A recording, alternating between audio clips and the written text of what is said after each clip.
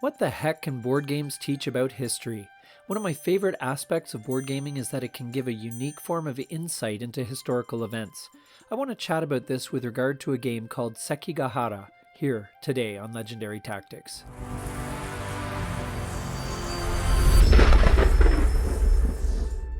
I had the good fortune to go to Japan last year, and it made me think about a game that I've been playing lately called Sekigahara. For those of you who don't know, the game is based on historical events. The Battle of Sekigahara in 1600 marked the climax of Japan's Sengoku period.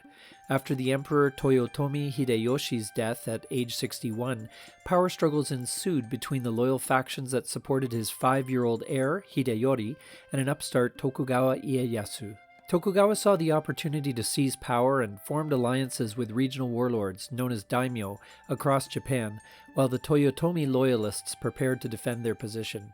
A furious 7-week campaign ensued, and on October 21, 1600, the decisive battle took place, with Tokugawa emerging victorious due to superior strategic positioning and the divided loyalties of the Toyotomi forces.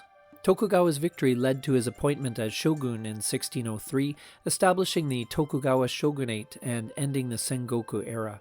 So what has all this got to do with anything board games? Well, this is where the joy of historical board gaming comes in. It is a fascinating experience to connect the goings-on of the wood, paper, cardboard, and plastic in a game with the real-life locations they depict. Depending on where you live, it may be easier or harder for you to connect with the material presented in an historical board game.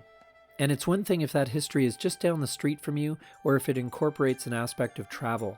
For some reason, we always underestimate the value of historical sites that are local to us, and overvalue sites when they are at a distance from us. It's one of those strange things about how human beings work. So going to Japan and seeing some of the places and features that are found on the board game of Sekigahara was really interesting. Now, something that I always value greatly about historical board games, which tend to be war games, is the fact that a well-designed game puts you in the shoes of the people of that time.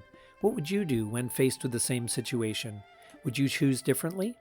Could you turn what was an historical defeat into a win?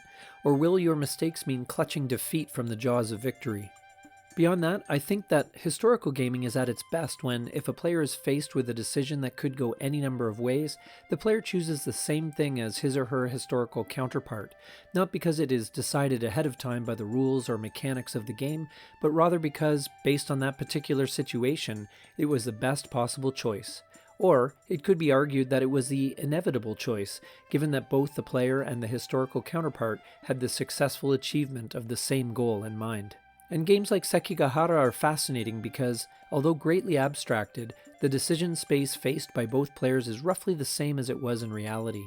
And in addition to that, having a chance to walk some of the same ground, see some of the same sights, and perhaps think about some of the same things while separated from the historical events by only the fourth dimension, that of time, adds a new layer to our experience of life.